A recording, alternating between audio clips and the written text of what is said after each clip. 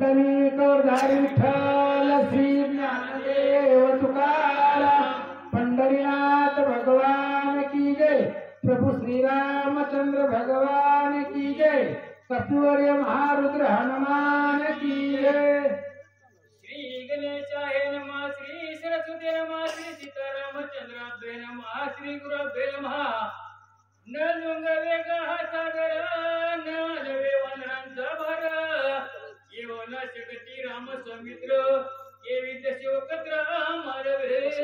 कथेचं अनुसंधान सीता माता हनुमंताला बोलतात, हनुमंता अथांग वानरसेना भगवंताच्या जवळ आहे, एवढी सगळी वानर लंकेला कशी येतील, समुद्राचं उल्लंघन कसे करतील, आणि जर वानरच तिथं आली नाही तर मग रावणाला कसं मारतील, एवढी चिंता माझ्या मनाला लागले। सांगा ऐकुनी सीतेचे वचन, हनुमान झाला हास्य वदन, श्रीरामाचे ज्ञानसी महिमान, वान प्रेरण निवार। आणि सीतेचं बोलणं ऐकल्यानंतर हनुमंताला हसू आलं। हनुमंताने सांगितलं, आई साहेब रामाची ताकद तुम्हाला माहिती नाहीये, अफाट सामर्थ्य त्या भगवंताकडे, बाणाचं प्रेरण, बाण जर देवाने सोडला तर असंख्य वानर लंकेमध्ये येतील, एवढं सामर्थ्य रामाकडे आहे। राम भाता दुर्दर्शन, पाणी वाहुनी नरवानर, उतरणे परपार, निशाचर मारिल। हनुमंत सांगतात, आई साहेब अथांग फळ रामचंद्राच्या बाणामध्ये आहे, रामचंद्राकडे आहे। एका बाणावरती असंख्य वानर बसून या समुद्रात पार करून समुद्राच्या पलीकडे लंकेमध्ये आणतील आणि सगळी राक्षस मारतील। हनुमान सांगतात, निशाचर विध्वंसनी लंकापुर, मारुनी आदेशासी सुधा उदार करील की। आणि बाणावरती वानर सेना बसून रामचंद्र समुद्र ओलांडून लंकेला येतील। आल्यानंतर ना सगळी राक्षस मारतील आणि मग शेवटी राजा रावणाला मारून तुझा असणारा उद्धार किंवा तुला इथून सोडून घेऊन जातील। हनुमान बोलतात, वेगी जाई हनुमंता, शीघ्र रघुनाथा नवया। आणि अशा प्रकारे हनुमंताने सांगितलं, सीतेला आनंद वाटला, उल्हास वाटला, रामचंद्राची ताकद बळ हनुमंताने सांगितलं। लगेच सीतेने सांगितलं, हनुमंता लवकरात लवकर जावा, रामाला घेऊन या।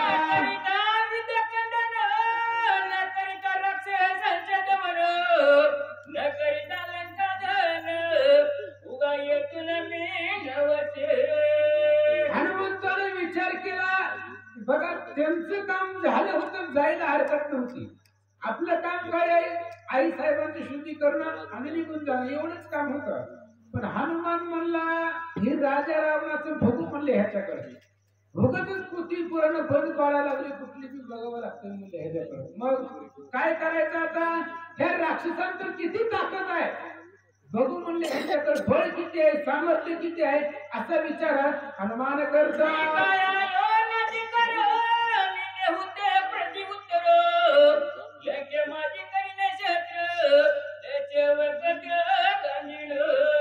हनुमानजी विचार करू लागले, मी फक्त वार्तिकार नाहीये, यायचं रामाचा कार्य करायचं, रामाला निरोप देऊन सांगायचं, एवढ्या पुरतच नाहीये। मग दशवक्र गांधीना राजा रावणाला त्रास देईल, त्याचं सामर्थ्य बघील, सगळ्या लंकेचा विध्वंस करील, एवढं सामर्थ्य माझ्याकडे आहे।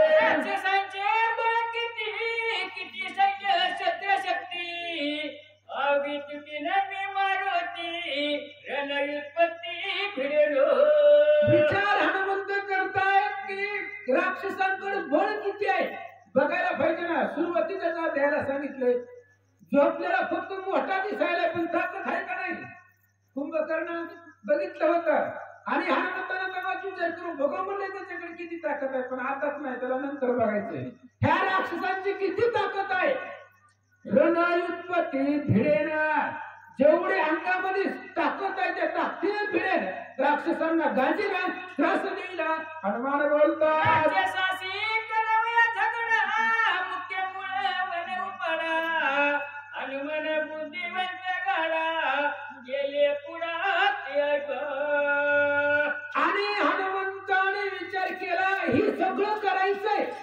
पण त्याला कारण पाहिजे ना. उगाचच जाऊन कोणाचं विकसन करून जमतं का? भांडच करायचं म्हणल्यावर काहीतरी कारण लागतंय. मग कारण काय आहे? मुख्य वन उपाडा. हे जे काही वन आहे, पहिलं तर हनुमंतानं नो एंट्री मध्ये एंट्री केली होती. अशोक वनामध्ये त्याची परमिशन कुणाला आहे का? वाऱ्याला सुद्धा नाहीये. रावणाची आज्ञा घ्यावी लागते. आणि अशा दुर्धर वनामध्ये हनुमंतराय गेल्यानंतर मग आता हेच वनाचा मी ध्वंस करू म्हणून हेच वनात उपटून टाकायचं. बघू म्हणले कोण कोण आल्यावर बघू असं हनुमान बोलतात. विचारी जेव्हा पण सीता मन करी भगवन हनुमान गाली खालती मान लजय मान बोले ना. आणि सीतेनं जा म्हटल्याबरोबर हनुमान तिथंच बसले. सीतेने विचारलं हनुमंता झोप लागली का? काय झालंय नेमकं सांग तुला. अडचण काय आहे जाण्यासाठी?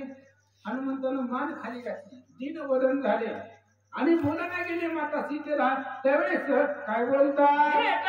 श्री रघुनाथ उल्हासन देखे हनुमंता ऐसी प्रबल कोण चिंता हे मदत तत्वता सांगावी.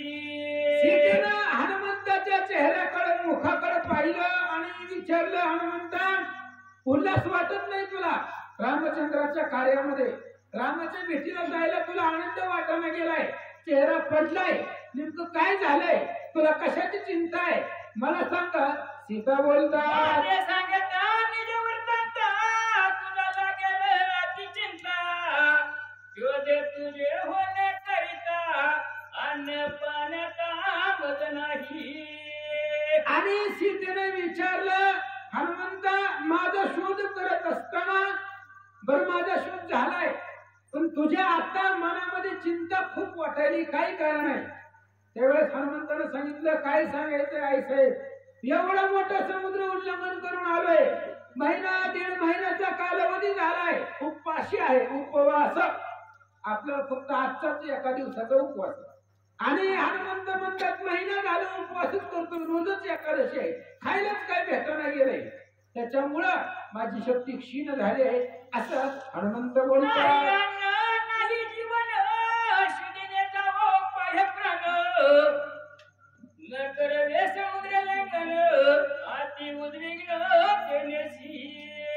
हनुमंत सांगतायत समुद्राचं उल्लंघन करणं आता शक्य नाहीये. येताना आलो उल्हासानं आलो होतो पण आता तेवढी ताकदच अंगामध्ये नाही, जेवलोच नाही तर ताकद कुठं येणार आहे? त्याच्यामुळं माझ्या पोटात काही सुद्धा नाहीये आणि पोटात काही नसल्यामुळं एवढा अथांग समुद्र आता मी उल्लंघन करून जाऊ शकणार नाहीये, एवढी ताकद माझ्याकडे नाहीये. हनुमान बोलतात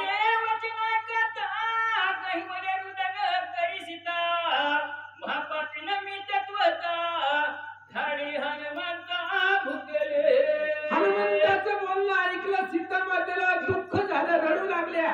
आपल्यासाठी आले महाराज, कोण येणार आहे हो? एवढ्या लांबून आलेला आहे आपल्यासाठी आणि आपण आले आले चहापाणी सुद्धा विचारलं नाही, काहीच विचारलं नाही हनुमंताला. जेवलास का, जेवण करायचंय का, काही सुद्धा नाहीये आणि आपल्यापाशी नव्हतंच काही देण्यासाठी. त्यामुळं सीता मातेला दुःख वाटलं, स्वतःला दोषी समजू लागले. महापापिनी आहे, रामाचा भक्त आहे आणि त्याच्या भक्ताची विचारपूस केली नाही, त्याला त्या ठिकाणी विधान दिलं नाही, बसायला असं नाही, काय नाही, काय नाही. त्याच्यामुळं सीता मातेला दुःख वाटलं.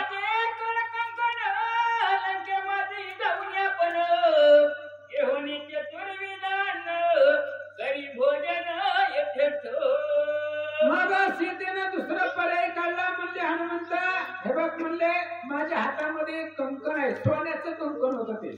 अनुसूया मातेने अनेक अलंकार दिलेले होते सीता मातेला आणि ते असणारं कंकण घे आणि लंकेमध्ये बाजारामध्ये जा. सोन्याचा भाव जरा आता जास्त चालू आहे त्याच्यामुळं ती विक, त्याच्यामधून जे काही येईल त्याच्यामधून पैसा आला तर त्या पैशामधून चतुर्विध 4 प्रकारचं अन्न तू घे आणि जेवण कर असं सीता बोलतात.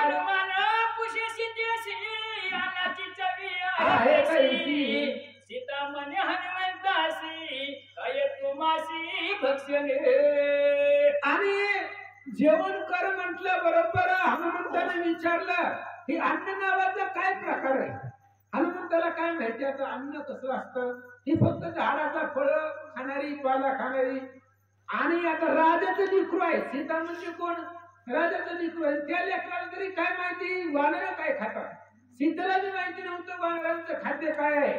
म्हणूनच सीता माता काय विचारतात नाही का? आम्ही वानर वनचर वनवासी निरंतर नित्य वन फळांचा हार अन्न मात्र पैसेना. हनुमंताने सांगितलं आई साहेब आम्ही वनामध्ये राहतो आणि आमचं वनामधलं जे जीवन आहे ते वन भोजन आहे. नित्य वन फळांचा आहार आहे. फक्त वनातली झाडाचीच फळं खातो. बाकी अन्नाला आम्ही हातही लावत नाहीये. त्यामुळे अन्नाची चव काय आम्हाला माहितीच नाहीये असं हनुमान बोलतात. माझी फळ संपूर्ण आवडे ते घेऊन आपण फळ भोजन करी बापा. लगेच सीतेने सांगितलं नाही तुम्हाला अन्न नाही खायचं खाऊ नका. जे आवडते ती खावा. कंकण घे लंकेच्या बाजारात जा कंकण विक त्याच्यामधून फळ घे. तुम्हाला फळ आवडतात तर फळ खा. अशा प्रकारे सीता बोलतात. ऐकवा माते माझे शिळ मिटवा संकट ठीक बळ ज्यासी मनुष्याचा विटाळ ते मज फळ पवित्र. हनुमंतानं पुन्हा सांगितलं. हनुमंताला अशोकवनाच्या बाहेर जायचंच नव्हतं झाडं मोडल्याशिवाय. म्हणून हनुमंताने सांगितलं ऐका आई साहेब आमचं व्रत आहे. आम्ही स्वतःचा स्वयंपाक स्वतः बनवतो. दुसऱ्यानं बनवलेलं आम्ही खात नाही. ज्या फळांना माणसाचा स्पर्श झालेला आहे अशी फळ आम्ही खातच नाही. मग स्वतःच झाडाची फळं आम्ही तोडतो आणि तीच खातो असं हनुमान बोलतात. देवीला घेती सुब्राह्मण तैसीच फळे विक्रीत दाना मज लागून पवित्र. हनुमानजी सांगतात आई साहेब सुब्राह्मण निष्ठावान ब्राह्मण जे आहे ते कुठल्याही बाजारातलं अन्न विकत घेत नाही. स्वतः बनवून खातात. ते अजून सुद्धा निष्ठावान आहेत बघा. बनवून खातात. कुठलं घेत नाही. कुणाच्या घरी बनवलेलं घेत नाही. तसं आमचं सुद्धा तसंच व्रत आहे. आमचंही तसंच आचरण आहे.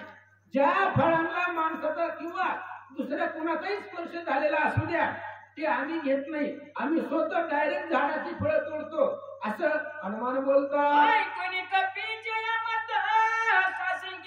झाली सीता हनुमंताची हराता कायम हनुमंताचं बोलणं ऐकलं. हनुमंताचं मत म्हणणं सीतेनं ऐकलं. सीतेला शंका वाटली हनुमंताला काय द्यावं. एवढं मोठं सोन्याचं कंकण दिलंय. बाजारात जा जेवण कर तसं बी नाही. चांगलं हॉटेल बघ त्याच्यामध्ये जा तसं बी नाही. मग फळं खायचे तर फळं खा तसं बी नाही. मग सीतेला प्रश्न पडला काय द्यावं. या हनुमंताला खाण्यासाठी आपण काय अर्पण करावं अशी चिंता सीतेला वाटले.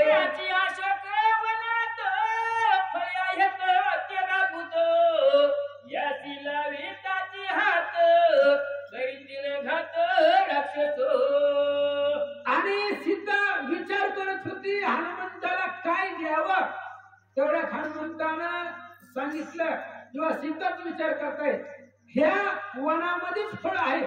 हनुमानजी म्हणतोच ना आम्ही स्वतः झाडाची फळं खातो. ह्या वनामध्ये भरपूर फळ आहे. पण ह्या जर फळांना हात लावला तर राक्षस हनुमंताला मारून टाकतील. मग माझी शुद्धी रामाला कोण सांगेल असा विचार सीता करतात. माझा प्राणांत साधीला प्रयत्न होय स्वामी कार्यात नसेल. आणि विचार केला सीता मातेनं हनुमंता ह्या वनामध्ये भरपूर फळ आहेत. पण ह्या वनातल्या फळांना जर तू हात लावला राक्षस तुला मारून टाकतील. आणि तुला जर मारलं तर एवढा तो अथक प्रयत्न केलेला आहे. देवदिकांना दुर्धर असा प्रयत्न आहे. ब्रह्मादिकांना करमेती ती कर्मे केली मारुती. ब्रह्मादिक देवांना सुद्धा जमत नाही अशी कर्म. तुझ्या कर्माची कथा काय सांगू हनुमंता. सीता शुद्धीची कथा ऐकता चित्ता छळ काप. काय सांगावं हनुमंता. तुमचं एवढा अफाट पराक्रम आहे आणि तुम्हाला जर मारलं राक्षसांनी तरी सगळं व्यर्थ जाईल असं सीता बोलतात.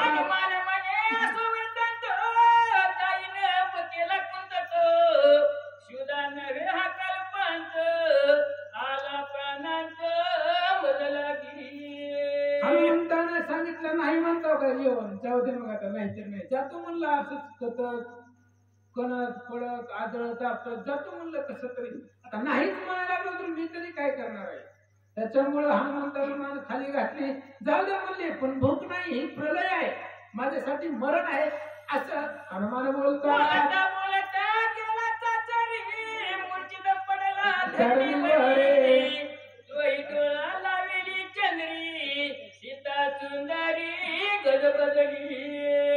असं सीता मातेला बोलत बोलतच हनुमंताला अचानक चक्कर आली एवढी भूक अचानक लागली होती हनुमंताला हे ठरवून केलेलं नियोजन होतं हनुमंतानं अचानक भूक लागली आणि एवढी भूक लागली की सीतेच्या समोर हनुमंतराय पडले अर्धे डोळे झाकले अर्धे उघडे होते आणि असं बघितल्यानंतर ना सीता माता घाबरल्या काय करतात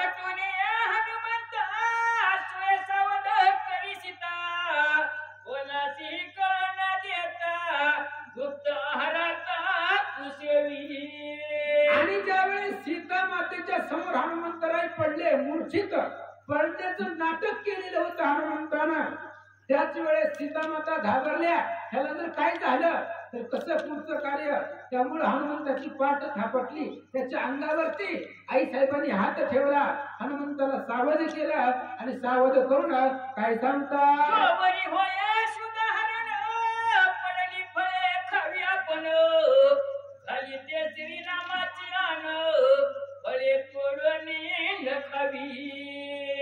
हनुमंताची अवस्था पाहिल्यानंतर हनुमंताला सावध केलं आणि सीतेने सांगितलं हनुमंता आता तुझा जीव वाचावा म्हणून सांगते हे बघ जेवढं तुला फळं खायचे तेवढे खा त्याच वनामधली पण पडलेली खा कुठल्याही झाडाला हात लावायचा नाही कुठल्याही फळाला हात लावायचा नाही जर झाडांना फळांना हात लावचाल तर तुम्हाला रामचंद्राची शपथ आहे जेवढी जमिनीवरती पडलेली दिसते तेवढीच फळं खायची असं सीता बोलतात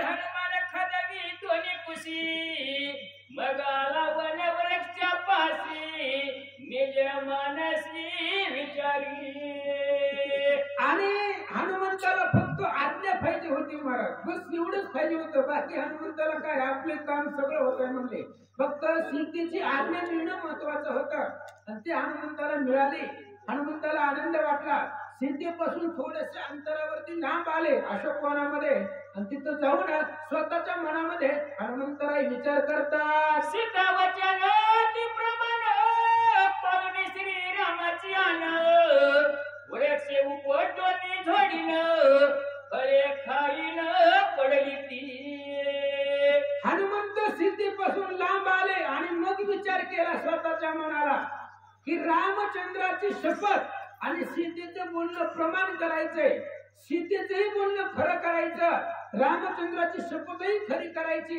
काय सीतेनं काय सांगितलं होतं जेवढी पडले तेवढीच फळं खायची हनुमान म्हणला एक बी झाड ठेवायचं नाही उभं सगळी आडवी पाडायची जी झाडाची फळं जमिनीवर पडले तेवढीच खायची हात कुण्या झाडाला लावायचा नाही शेपटीने सगळी झाडं पाडायची आणि पडलेलीच फळं खायची त्याच्यामधून रामाचीही शपथीचं प्रमाण सिद्ध होत आहे आणि सीते मातेचं बोलणंही खरं होतं विचार हनुमान करतात हनुमंताचे व्रत श्रीराम कथन हसत सुग्रीवादी कपी समत सोय हसत सौमित्र पत्र वाचत होते महाराज कोण वाचत होतं पत्र लिहिता प्रजापती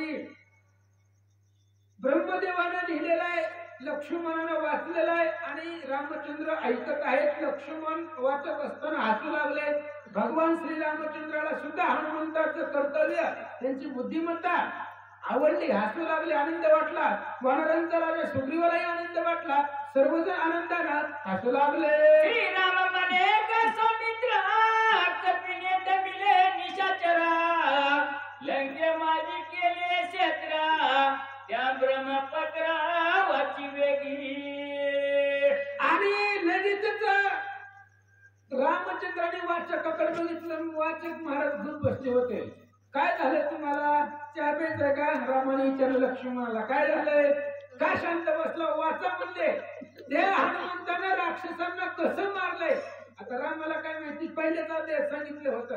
रामाच्या मुद्रेचं नाव पुढे केलं आणि सगळं शॉर्टकट मध्ये सांगितलं होतं. मग रामाने विचारलं राक्षसांना धमवलंय मारलंय हनुमंतानं, मग कसं मारलं लवकर लवकर वाचा. कैसे केले राक्षस खंडन इंग्रजीत गाणीला दशानन ब्रह्मलेखन देवाची. रामचंद्र सांगतात लक्ष्मण वाचा लवकर, मला ऐकायचंय, मला ऐकण्यासाठी आवडतंय.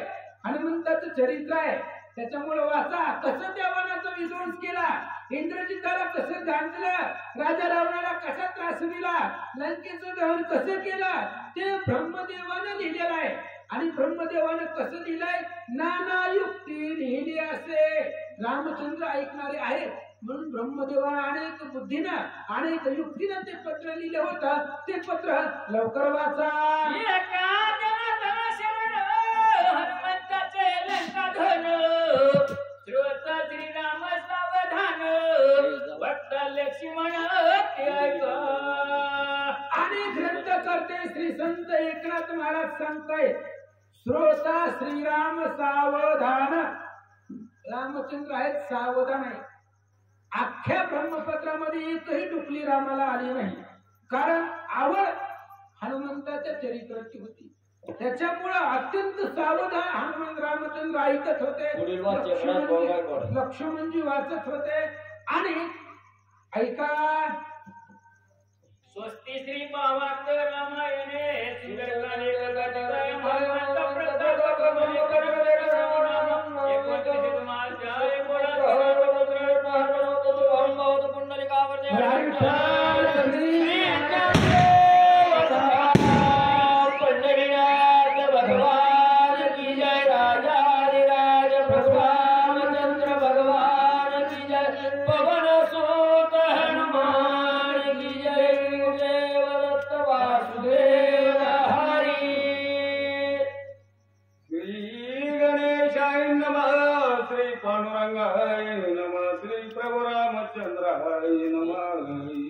हनुमंताचे युध कंदन मुख्यत्वे वधूंसन घेवणी सीतेचे अज्ञापन फळ भजन मांडले. आणि अशा पद्धतीने हनुमंतानं रामचंद्राची आज्ञा प्रमाण मानली आणि मांडल्यानंतर ना सीतेचीही आज्ञा मानली. आणि फळ भोजन असणाऱ्या वनाचं फळ भोजन करायचं. आता ते कसं करतात ऐका. गोवरी वया सुधारण पडली फळे काय वेचून घातली श्रीरामाची अन फळे तोरण खावी. आणि सांगितलं होतं सीतेने जोपर्यंत तुमची भूक भागत नाही तोपर्यंत फळलेली फळे खावा. रामचंद्राची शपथ आहे, त्याचं प्रतिपालन केलं. कसं खातात ऐका. जानकी आज्ञा होवोनी श्रीवनाची करावया गोवरी हनुमान जावोनी दुरी वरारी बैसला. सीता मातेची आज्ञा मस्तकावरती धारण केली, तिला वंदन केलं, ती आज्ञा प्रतिपालन करायची. सीतेपासून लांब अंतरावरती हनुमान जाऊन बसले. काय विचार करतात जकरी मग बैसला फळारे वनाली मामारी वन संवारी कपी पूज्य. हनुमंताने जटराग्नी तापवला. भूक नव्हती पण बळच त्या ठिकाणी जटराग्नीला चेतवलं.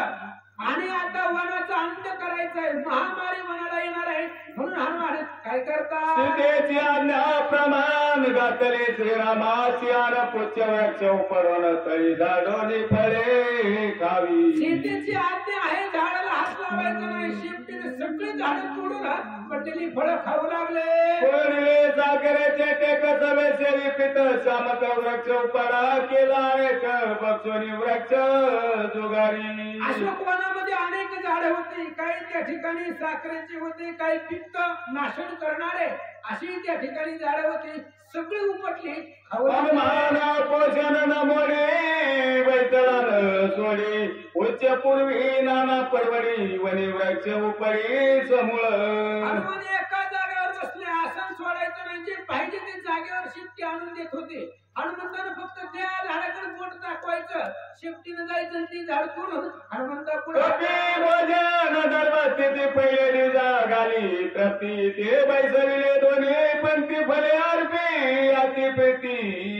हनुमंताचे भोजन द्विज त्या द्विज पंक्तीला बसवले आणि त्या द्विजांना त्या ठिकाणी भोजन द्यायला दिवसे सचेरे हनुमंत तेने होऊन यात्रात झाले पणा चेरे करत येत वन विघाते कपी पुच्छ आणि त्या द्विज म्हणजे दात त्या असणाऱ्या दाताच्या मध्ये फळ त्या ठिकाणी टाकू लागले मुखामध्ये आणि त्या असणाऱ्या द्विजांना प्रसाद हनुमंतराची फळ भक्षण देऊ लागले अनुसंधान वाचून हनुमानने घ्यावधान वन फळाचे भाग्ये गण ब्रह्मात्मन कपी मुखे वन फळांचं भाग्य अद्भुत होतं महाराज. हनुमंत फळ खाताय. हनुमान त्या असणाऱ्या हनुमंताच्या मुखातून ब्रह्मार्पण फळ होत होती. त्यामुळे विशेष भाग्य त्या वनातल्या करी फळे रामार्पण झाल्याची करी कृष्णार्पण हिरवी करी ब्रह्मार्पण सावधान प्रतिग्रासी प्रत्येक ग्रासामध्ये हनुमान सावधान होते. ग्रासो ग्रासी स्मरे रघुनंदन. काही असणारी पिकलेली फळे रामार्पण, काही त्या ठिकाणी कवळी फळे कृष्णार्पण, काही जारटलेली फळं ते असणारी ब्रह्मार्पण करून खाऊ लागले. फळे खात गटा गटा मिटक्या देतसे मठ मटा वाकुळ्या दावी सुरसेच्या दावी अंगोटा दैत्यासी हनुमानजी फळे खाऊ लागले आणि बसलेली जी काही त्या ठिकाणी देव लोक होती बघत होते ते त्यांना मिटक्या दाखवू लागले, दैत्यांना अंगठ्या दाखवू लागले. वानरचेष्टा केली कावे आवडे करी तोंड पालटावरी पिंपरी मिळे मिरे कोशिंबिरी विद्युत लोणच्यावरी कातसे काय पिकलेली फळं आवडीनं खात होते. हिरवी जी होते फक्त चव बघायची, दाताने चाकायचं, फेकून द्यायचं. आंबट लागलं तर टाकून द्यायचं, गोड लागलं तर खायचं. अशा पद्धतीने फळ सेवनात करू लागले. आलवनाता वाटे जाशी सामुद्रिक मिळवी त्याची पुचणारी केळी वय विध्वंसी वनाची वृक्ष चौपाशी उपळोनी आणि जे जे फळं हनुमंताला आवडत होती तेच फळं तेच झाड शेपूट आणून देत होता. तीच फळं हनुमान खात होते. उग अख्खं झाड तोडायचं आणि एकच फळ खायचं. नाही आवडलं फेकून द्यायचं, दुसरं झाड तोडायचं. फळं फिळं नाही, डायरेक्ट झाड उपटायचं. एकच फळ बघायचं चाकून, आवडलं तर ठीक, नाही तर पुन्हा दुसरं झाड. खजूर पोपली नारी केळी उपळोणी करी वडवांडली रण कलोळी यानावया मोठमोठली झाडं, ताल झाडं, शाल कमाल अशा प्रकारची मोठमोठ फक्त शोची झाडं पण भयंकर वाढलेली असते. ती जवळ घेतली, हाताखाली जर राखीस आला तर लगेच त्याला मारायला जवळ करून ठेवलं. सैन्य आतुर वैरणी करिता रवंदरी आनावया तातडी करी वडवंडली वृक्षांच्या राक्षस आतुरबळी होती. त्याच्यामुळे त्या राक्षसांना मारण्यासाठी हनुमंत मोठमोठाली झाडं त्या असणारे आपल्या हाताच्या जवळ आणून ठेवू लागले. तर आलीच राक्षस तर झाडांना मारता येईल असा विचार निश्चित जाणवनिया हनुमंत शिळा पारशान वृक्ष पर्वत आणले ते उदारती. हनुमंताला माहिती होतं युद्ध होणारच आहे. दुसऱ्याच्या गावात जाऊन त्याच्या मनातून दृष्टी लोक गप असतील का? त्याच्यामुळे हनुमानला युद्ध तर होणारच आहे. मग युद्ध करायला आल्यावर काय सोडायचं का? दिसेल त्याला मारायचं, कोणाला शिवायचं नाही. त्याच्यामुळे मोठमोठाले पर्वत दगड हनुमंत जवळ आणून कपिंद्रे जागी झाली वन करे म्हणती मारा रे मारा वन वांदरे बनले. आणि हनुमंतानं झाड उपटण्याचा कार्यक्रम सुरू झाला तेव्हा झोपलेली होती. दचकून उठली महाराज. ज्या झाडाखाली झोपली ती झाडच गायब करायचं. राक्षस कालवाने झाडाच्या असणाऱ्या गोंधळाने उठले. उठून उठली एक जरी वन मंगले चौफेरी छत्र घेऊन वन करी वानराशी लोटले. अख्ख्या वनामध्ये बोंबाबोंब उठली. सगळे असणारे जागे झाल्यावर पाहिलं ज्या झाडाखाली झोपली होती झाडच गायब आहे. सगळे असणारे राक्षस बघू लागले. शस्त्रास्त्र घेतला, फिरू लागले. पाते वन कांडे कविंदी लक्ष्मणी कांडे एक आणि ती गोपन गुंडे एक ते धोंडे टाकी ती. मात्र कुणी लगेचच उठले, सावध झाले. कुणी त्या ठिकाणी वळण खंड घेतलं, कुणी त्या ठिकाणी असणारा आपलं गोफन घेतलं, कुणी दगड घेतले आणि मारू लागले. पडले माकडे सांगता राव मानिल पुढे अशी धरावे रोकडे रावणा पुढे आपल्याला सांगायचे नसते. काय सांगायचं माकडाने वनाचा विनाश केला म्हणून माकडालाच घेऊन रावणाकडे जाऊ. पूछ रामाये विषद टपणी धरा म्हणती एक म्हणती आवश्यक घालून जड धरूयाची. आणि काय राक्षस म्हणू लागली शिफ्टी लांब आहे, शिफ्टीला धरा. कुठं जाणार आहे माकड?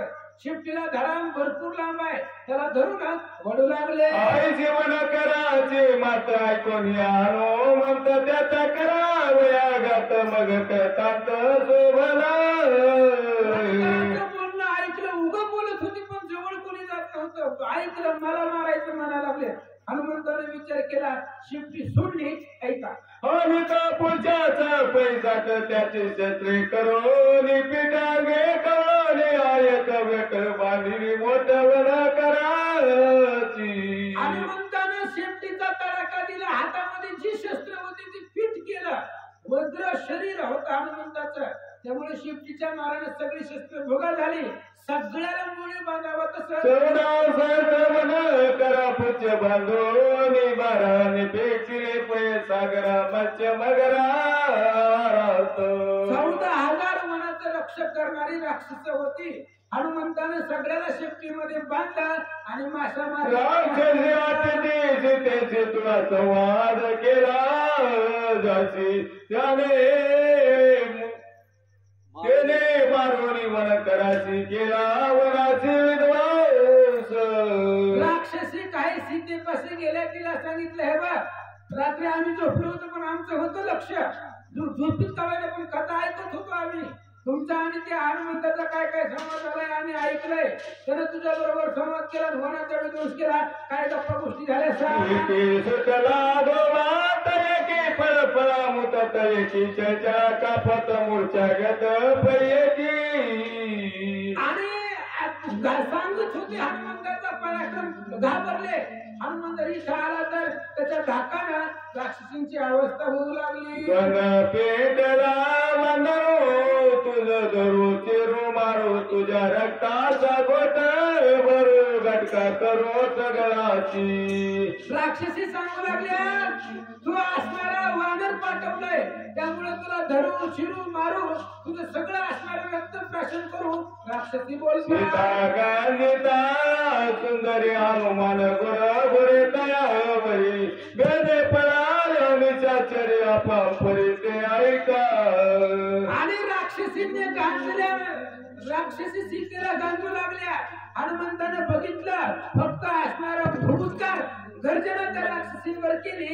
घाबरल्या. देणे पळाली नेत्न सनी गळाली नाटवे चित्ती नागव्या जाऊन रावणा प्रति मग सांगती वन बोंब. हनुमंताची गर्जना आल्याबरोबर सगळी घाबरली. घाबरून अंगावरचे कपडे फिटलेले सुद्धा माहिती नाही. तसंच लग्न अवस्थेत राजा रावणाकडे गेली. सांगू लागले, आले वनार वनविवधूशिले परिकर 14 सहस्रवन कर पुच्छ समग्र मारे. राजा रावणापाशी गेली. सांगितलं, महाराज राजेसाहेब कोणतरी वानर आलाय वनामध्ये आणि सगळ्या वनाचा विध्वंस प्रवचनांचे निगळे निरायचे सत्र किंकरे रावणे दाढी सत्वराना वंदना बांधोनी. लगेच रावणानं आपला ज्यांच्यावरती भरवसा आहे अशी भरवशाची 80,000 राक्षस अशोकवनात महाराणी दुरायची आयची किंकराचे वर्षती अपारचे किंवा नर बुजिला. 80,000 रावणाने सांगितलं, अशोकवनाचा वंद्या वनाला पकडून या. 80,000 निघाले. सगळे शस्त्र हनुमान विचारी पोटात मदन रुतती शस्त्रघात जावली शस्त्र संपात काय समजता करतील. हनुमान विचार करू लागले, यांच्या शस्त्राचा फरक आपल्यावरती पडतच नाही. मग यांचे शस्त्र जरी लागला तरी आपल्याला काय. हनुमान शस्त्रात हितव किंकरा पिंट पिटली टाळी वानरे केली रण रांगोळी महाबळी आम्ही रण मारे. आणि हनुमान निश्चल शस्त्राकडे होते. उड्डाण नाही, किरण नाही, काय नाही, शांत बसले. त्यावेळेस राक्षसांना वाटलं हनुमान मिळाला. गाई तुटला निवटला मानितन प्राय केला कोणी किंकर किंकराच्या बोलात पी कोपरावर रांगे. राक्षसांनी बोलायला सुरुवात केली की असणारं माकड मेलं म्हणजे एवढे काम वाटे जगत असते का. हनुमंतानं ऐकलं, राग आला. कपी पोच्याची जाणे गोष्टी आधी निराळोराचे जो कोटी हानिता पोच्याच्या गाठी जीवासाठी किंकरा. आणि हनुमान शेतीला सांगू लागले, हे बघ अशोक वनामध्ये आलेला घरला जाऊ द्यायचं नाही. तिथे जेवढे आले अशोक वनामध्ये जेवढे आले तेवढे सगळे मारायचे. असं लागता पोच्याचा आगात त्याच्या शस्त्रा करून भस्मांत किंकर मारिले समस्त कपी गर्जत जय रामे. आणि त्यांच्या शस्त्र आलेले त्या शस्त्राचं पीठ केला. हनुमंताने सगळे 80,000 मारले. गर्जना केली. मी तवसे आमाचा दूत सीता सुतीसी आलो हनुमंत सीता सापडली येते आला नाथ राक्षसा. हनुमान सांगू लागले, मी रामाचा दूत आहे आणि ह्या राक्षसांना मारायला चालू आहे. त्याच्यामुळे असंख्य राक्षसा राक्षस- करून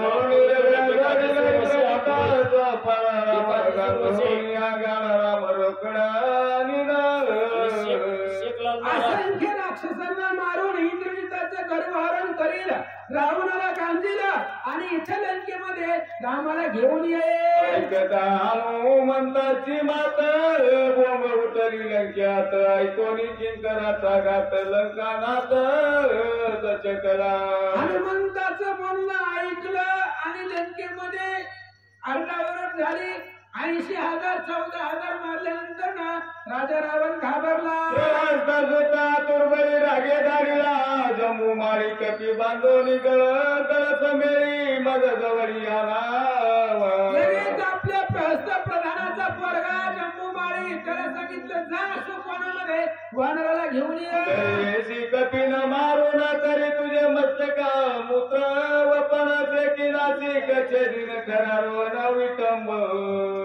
प्रस्थ पुत्र जम्बूमाळ्याला सांगितलं, जर वानराला मारून आला नाही तर तुझ्या असणाऱ्या मस्तकावरती गोमय शेणाचा वर्षाव केला जाईल, मूत्रवपन केलं जाईल, तुझं नाक कान कापलं जाईल, गाढवावरती बसून गावातनं फिरवीन. जम्बूमाळी हृदय मानवर जलाच्या तधरा दारुण रतवी आकाश व्यापून शरीर संपूर्ण कोंदले